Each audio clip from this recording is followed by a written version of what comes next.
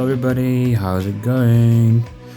This is Velgari Observer, and today I am going to be telling you all about it's a type of monster or creature, depending on whose side you're on, that I have never drawn before. Like, it's been many years since I've done art. Seriously tried to pursue art. I've been drawing, like seriously trying to learn, just trying to get better at drawing since 2016. And I've looked up to a lot of fantasy artists, and fantasy has always been the one genre that I keep coming back to. I used to do a lot of real life studies. I used to draw a lot, like from real life, from photos, from actual real life. I would look at things and then I would draw them. I would go with my friends and just go to like places, and I'd sit at restaurants, I'd go to parks, I'd go with my friends, wherever, and then I would just draw. And I would just draw whatever I saw, and I used watercolor back then, and it's been so long since I have started doing digital. But wow, I've just noticed that even though I have made a lot of fantasy art, and I have been looking up to a lot of fantasy artists, so I've drawn lots of like mushroom monsters. I have drawn lots of weapons. I've drawn character designs. I have drawn, let's see what else. I've even drawn like a bunch of fantasy rocks. Let's see what else. Oh, fantasy looking trees. Armor? Have I drawn armor? I don't think I have. That's gonna be a future drawing idea. But one of the things that I have never ever drawn, which I think is actually supposed to be a basic thing that every fantasy artist should be drawing or should have drawn, are dragons. Preposterous. I've never drawn a dragon before, like ever. I look up to these artists, fantasy at least. There's this Chinese artist called Runge, and there's this other artist called Greg Witkowski. I believe he draws for, I think, Magic the Gathering. Yeah, but he doesn't use digital. He's quite special because he uses oil paints. And there's actually a friend of mine called Mr. Treelancer, Manuel. He's really good at doing art. Like, I really want to be as good as him. But me, I have noticed over the years, every time I would see, let's say, a potential client looking for a drawing of dragons, I would think, hey, I can do dragons. But then I think back at what I have in my portfolio, but I actually don't have any. Like, I've never drawn a dragon before. It's crazy. Even though it's such a common fantasy themed animal that every fantasy artist should have already drawn to even consider themselves fantasy artists. But I've never drawn a dragon before, so here I am today showing you my attempt at drawing some dragons, and there are 5 in total. I sat down to draw. How long did I? Hang on. How many hours did I spend on this? I drew this in Procreate. Let me just check. File. Okay. Canvas info. I spent almost 8 hours drawing all 5 of them. It's like 7.5 hours. And these dragons, these are like different types of dragons. They are all following a similar body type. I do change it up a little bit for every variation. At least for the legs, the hind legs, and the wings area. I guess you can call those the front legs. The head and the back. And then a little bit around the belly and the groin area on some of the later dragons. How did I do it? I used Procreate from start to finish. Line art on top, I did grayscale shading on the bottom, and then I turned that into a flattened layer. So after I did that, I went ahead and just used the gradient map tool to play around with the colors. I think the gradient map tool in this case especially helped me a lot to go through drawing all 5. Just get this done as quickly as possible. I got it done in like 8 hours. So after I played with the gradient map tool, I just played around with the colors some more by hand. I did some more fixing by hand, like I painted over everything by hand just to fix some stuff that the gradient tool couldn't do for me. Like, it's just one of those necessary things, because the gradient map tool can, like, it's impossible for it to do every single thing perfectly for you. But anyway, the gradient map tool really helped me out a lot, because if I didn't use the gradient map tool, I think I would have taken way longer to just like finish this. And I think how another way it helped me a lot is for some of these dragons, I really wanted the color scheme to be dramatic. Like, it's super saturated, lots of different colors. It can go from super saturated darks all the way to super saturated brights. And there are like darkness in between places where it would go from light to dark, and there would also be brightness in some areas. Like, it really helped me a lot, the gradient map tool. Why? Because I tried to, at least for these dragons of mine that I'm drawing today, I tried to aim for it to look like the colors that you would see in birds today, because birds, their colors can get crazy, you know, like especially one of the more oily type of feathered birds, because from certain angles they can just simply look, I don't know, like purple and blue or something, but then they would like puff up their chest, or they would just turn a little bit and you'll see all sorts of different colors. It's kind of like looking at what's the word? Oh, it's kind of like when oil spills on the ground and then it gets hit with water, and you see all these the rainbow effect, you know, like it can get crazy, the colors. So in this case, it helped me a lot to come up with crazy colored dragons. And I'm actually quite pleased with how these turned out. Let me just show you.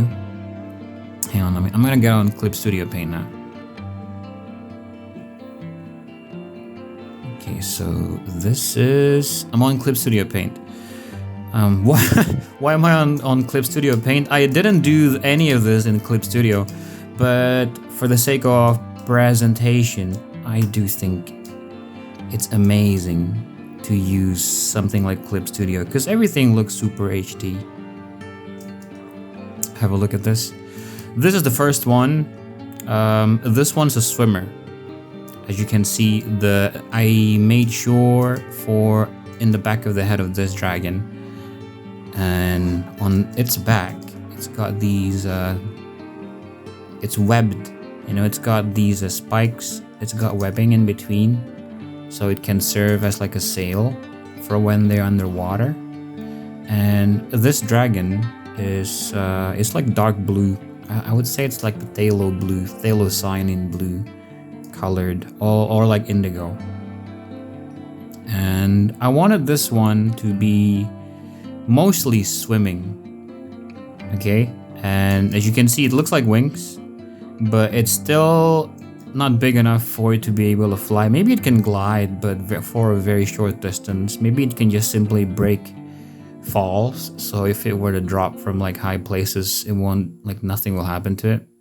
But it's mainly used for swimming, and as you can see, it's got 6 legs, 1 leg on top, and then because it won't be able to support its own body with just the wings, right? It looks weak, so it's got a pair of legs in the front and then 2 pairs in the back.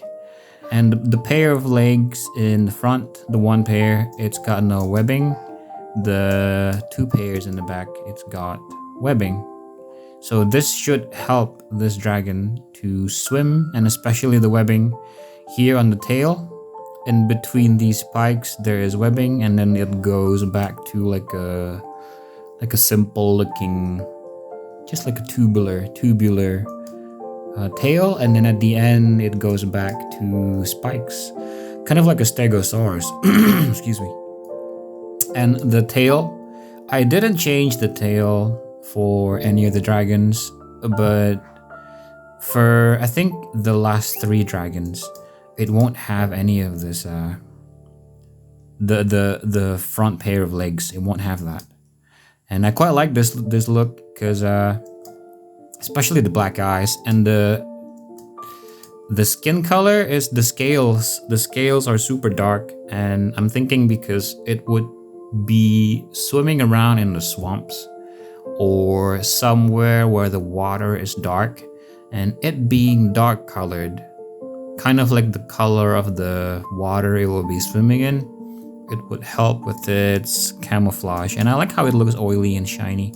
It looks beautiful, like see all of this reflections on its beak and throughout the rest of its body, but mainly its face. It kind of looks like a horse mixed with what's the name of that fish again? I'll put it up on the screen because I don't remember what the fish is called. It's like a prehistoric fish with a beak for its mouth. Yeah, it looks like a horse and a fish combined. It's awesome. You see the ear here. Okay, it's got a big jaw muscle right here, kind of like a crocodile. And I like how the beak is super sharp looking, like it can just cut through. Almost like a snapping turtle's mouth. Like if it finds prey and it comes close enough, if it bites down, it won't let go. It will bite down hard enough, it can actually slice things in half. Very scary. Yeah, so I like how the webbing is like pink in contrast to the blue, dark blue skin. But let's move on to the second dragon. This one is also a swimmer. I don't think the wings is big enough to support its body flying, but the wings, like the arm part of the wing, not the membrane part, looks like it's strong enough to be able to support this thing if it were to walk on land. But this and this one, they swim, but they don't really look like they're perfect swimmers. So I like to think of these two as being sort of like prototype dragons. Kind of like how a lot of dinosaurs back then looked like God just made prototypes of everything and nothing's perfect, but it works, you know? Like these things just exist, and these guys are like mid-evolution, and we're just catching them in the act, and we happen to be living with them in the very same time period. And this one's pink, looking kind of like a shark with its head looking pointed like that, and the eyes in the back like this. And it's got these sensory thingies that can detect things in the water, just like a shark. And look at all of its many teeth, like rows of teeth.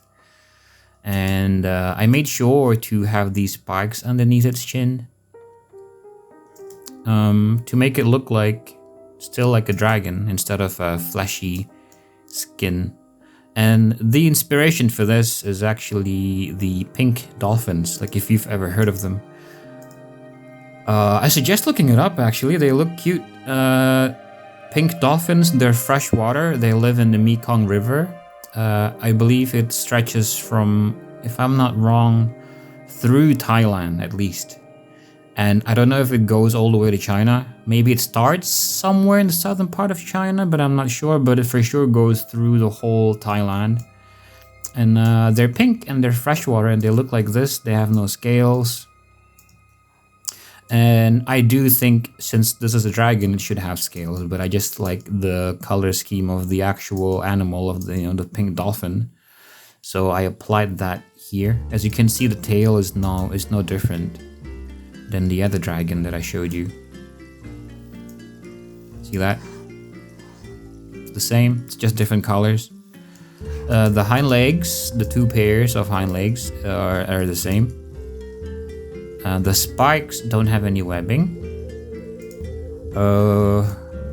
Same neck. No spines in the back of its head. But yeah, that's the second dragon. Another swimmer, fully pink. I quite like it. It looks creepy, almost like it's a human. Especially because I gave it this cleft chin. Let's see if I can just mark it. Hang on. There, this part. See that? It's like a cleft chin. That's the second dragon, and this is the third one. This is, well, no, this is not the third one. This is still the second dragon. But I let it sort of stand inside an atmospheric type of lighting, where the bottom part is cool to signify it's somewhere dark, like inside of a cave. So this is what it would look like. I think I kept the super pink version with no dramatic lighting because I just like the color. And this one I did because I wanted to make it still look like it's sitting, or more like it's standing somewhere in an actual place instead of just like a pin-up pose like this. Yeah, it looks, I like the blue. It makes it look like this guy is somewhere in a cave. And the chest still looks like this. It sort of shrinks down into like an almost nothing type of belly, like a cheetah, and it's got this big groin. Because a lot of fish has like a big butt, Gotta love fish with big butts. Okay, so first dragon, second dragon. Now we go into the third. The third is not a swimmer, and as you can see, the head looks like a bird. Creepy looking. Even the eyes look like a bird's eyes. Look at that. Ooh, too close. So the eyes are super sharp, just like a bird's. And this guy, he flies. He flies and he likes to perch on trees. And I like the color of this one. I made sure he looked like he is the same color as water, like an ultramarine or like a cerulean type of color. And this one is a fisher. Okay, a fisher. So what it does is it would perch on trees or like high places, and it would just look into the water, bodies of water, in search of food. In this case, it's fish because it's a fisher, just like the bird, kingfishers. And what it will do is it will swoop down. Like you will just drop, and it will swoop down, and with its super strong and pointy beak, it would just either pierce whatever animal is swimming around in the water. It could be you swimming around, and then all of a sudden you get impaled by this dinosaur dragon thing. Or it could just open its mouth and then grab onto whatever is in the water that way. And I gave it hair underneath the eyes. And this, do you see this? It's like a path. It's caved in, like a crack, and then the eyes are in the center of the crack. I made it look like that, and here's the ears, by the way. This is the lower jaw muscle. I made it look like this because I wanted this guy to be able to just swim, and then the moment it would just come out of the water, I want all the water to be able to just follow this crack and just flow off somewhere down here, following the crack. And the eye will be immediately dry. So it works like a dip pen, kind of. And then the hair underneath the eyes is for the remaining bits of water that will still remain. Instead of pooling here and preventing this guy from seeing well because it's all watery, it would just get sucked into the hair. And if you're not a painter, I'll just tell you a simple logic or fact is wet things will always want to go into dry things. So in this case, the water will want to get absorbed by the hair, so leaving the eyes dry. And I like how I gave it this sort of baggy looking under chin. Under chin? The chin. Oh, whatever. The thingy that pelicans have. So I wanted to be able to just store food inside and eat it later while it just flies around somewhere. And I really like the lighting underneath its neck and the chin, because it looks like water, water reflections coming from the bottom. And the reason why I made him blue is so that when fish or whatever is in the water, it might be swimming under the surface. If this thing's flying around on top, since it's blue, you won't really notice and then panic, because if this thing's red, then you would immediately notice it. It'll stick out, and you'll panic. Oh, it's a red thing, I'm gonna avoid.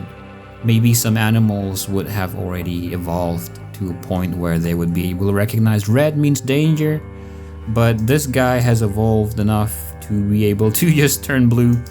And not because this guy's blue, it really helps his prey not be able to just detect him from underneath the water. And so this guy can get a nice meal. And as you can see, the wings, it's big, so this guy can fly. So that's the third one. And the fourth one. Ooh, this guy's creepy looking. No explanation needed. It's a croc. It's a croc with a similar type of baggy chin, so it can store food.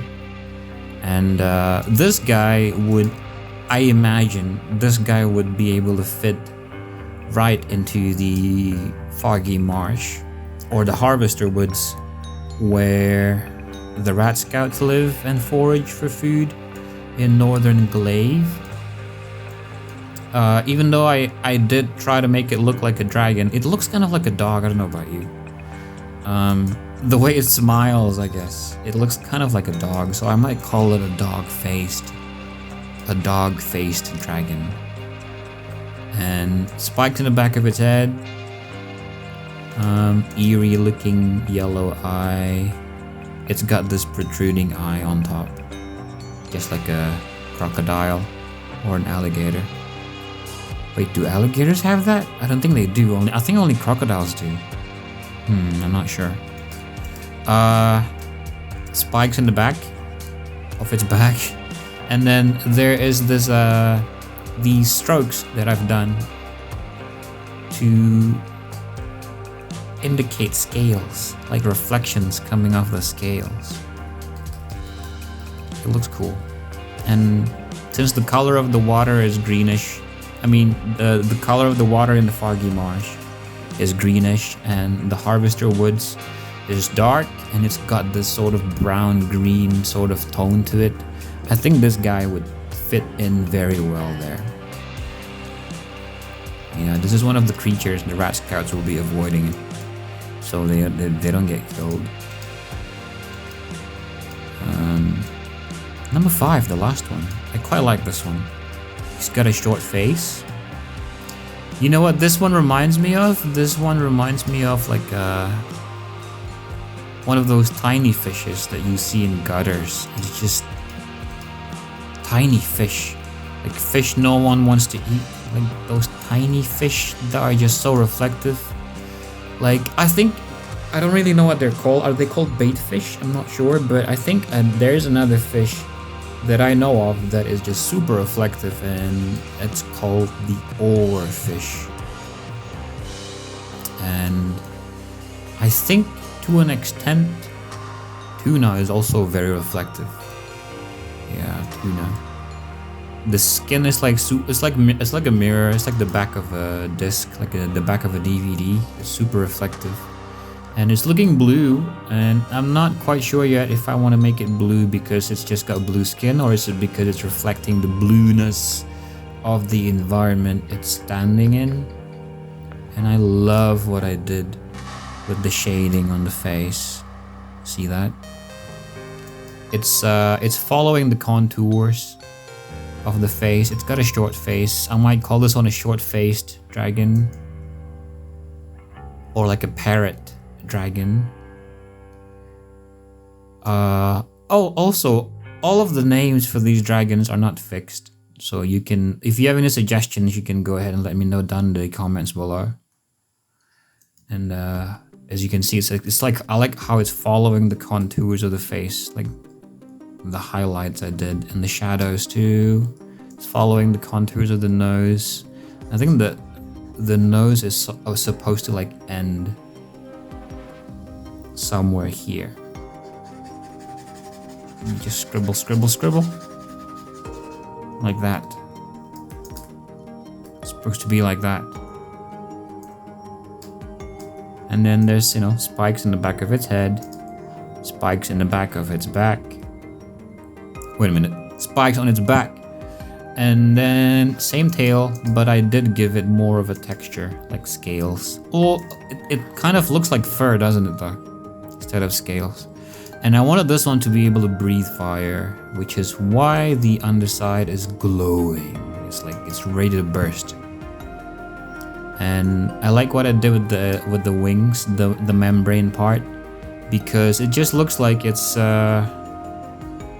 you know, when you shine a light through someone's finger or hand or like ear, you can kind of see red because it's light passing through flesh. It looks red. This is what it looks like on this dragon. It looks beautiful. This part. Ooh, I love the way this one looks. This might be my favorite dragon so far. And again, I haven't really decided on the names of all of these dragons,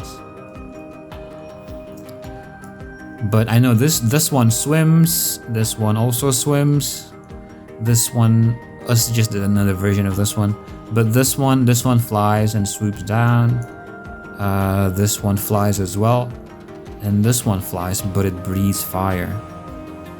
And I like how the eyes look eerie, like a fish that's living in the deeper parts of the ocean. So, oh, and the dragon, they are all following the same body type, right? So it's got this slender looking body. It's like a cheetah almost. The one thing they have in common is they have 2 pairs of hind legs. So they've got like 4 legs in the back. And only 2 of these dragons, no, only one of these dragons have one pair of like front legs. This one's got 6 in total. Everything else only has 2, and with the addition of a pair of wings in the front. So I don't know what these are going to be called, these types of dragons, because I was quite surprised how I didn't really go into that much of a struggle with drawing dragons, because I've never drawn dragons before. But I can see how I can really just end up with like a billion of these guys. Like, it's so easy and fun to draw, and I can easily end up with like an endless amount of dragons for Persevera for my own world building. But if I end up with a billion, I wouldn't know where to put them unless I make like I don't know, like 800, like 80% of them just like super tiny, kind of like the size of a cat, you know, and then only a handful of them would be enormous. That could work.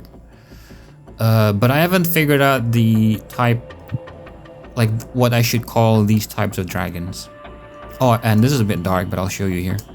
For the hind legs, one thing they have in common is in the back, it looks like a bird's talons. So it can sort of clasp together from both directions, front and back. It helps them perch. And the front part of the front version? Well, this one, this hind leg, it's more for running, and this one is for perching. See that? Because it's going like this, but it can also go like that to grab onto like a branch or something, you know, like a bird. And this one, the front leg, is more for just support because the wings are not strong enough. But this one looks quite strong actually, the front leg, so I'm betting it can run very fast as well.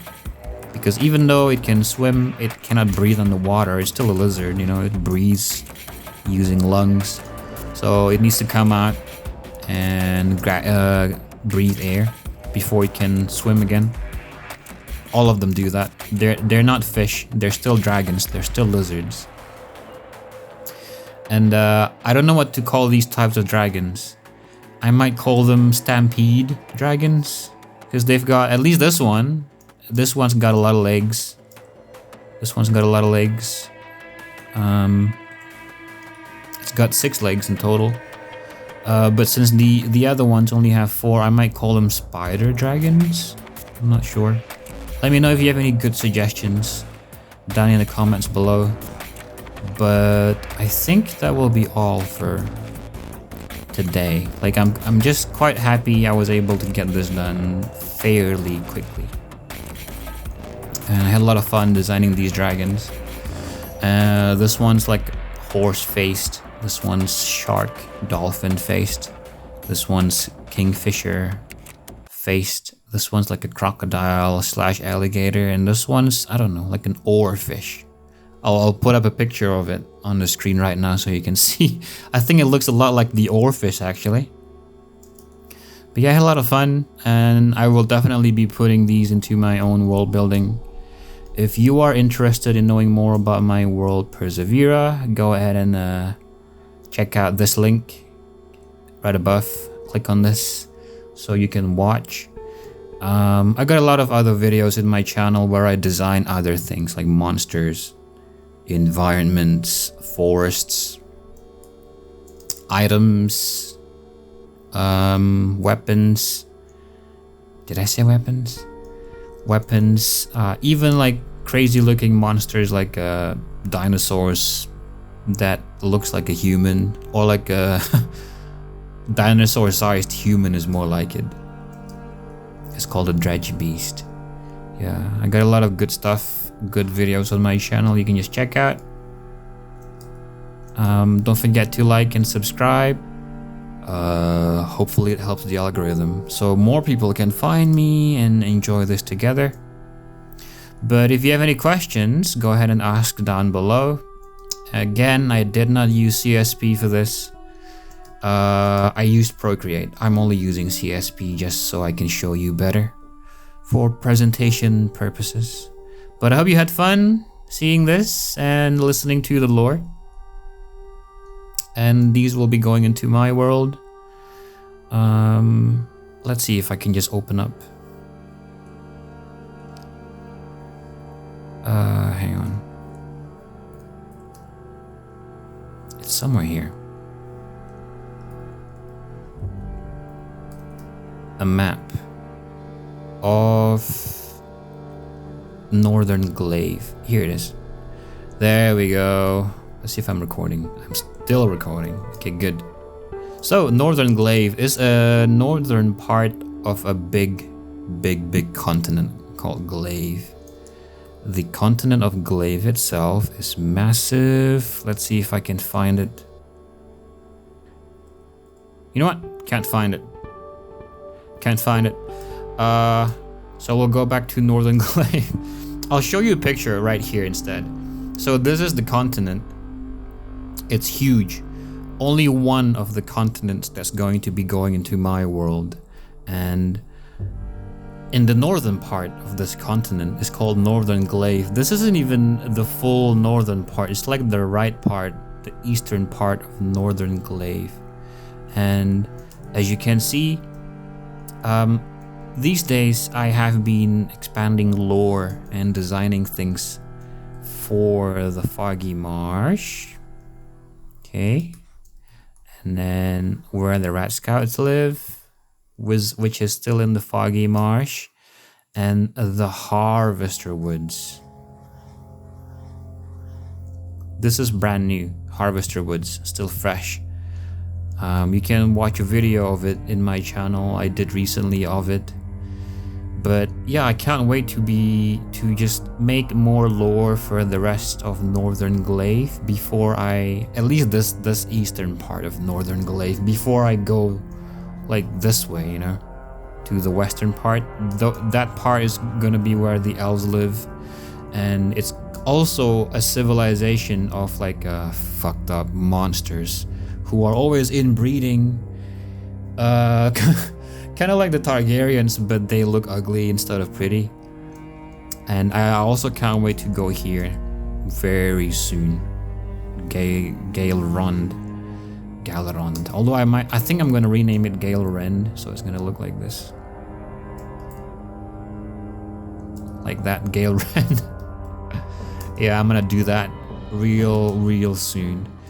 But yeah, I think the crocodile-faced dragon will at least go here. There, it'll go here. Harvester Woods, or here, or both. And the other ones, I can't decide where to put them yet. But yeah, thanks a lot for watching, guys. Hope you enjoyed it. Don't forget to like and subscribe once more. And name's Vilgo the Observer. I'll be seeing you in the next video. Bye bye.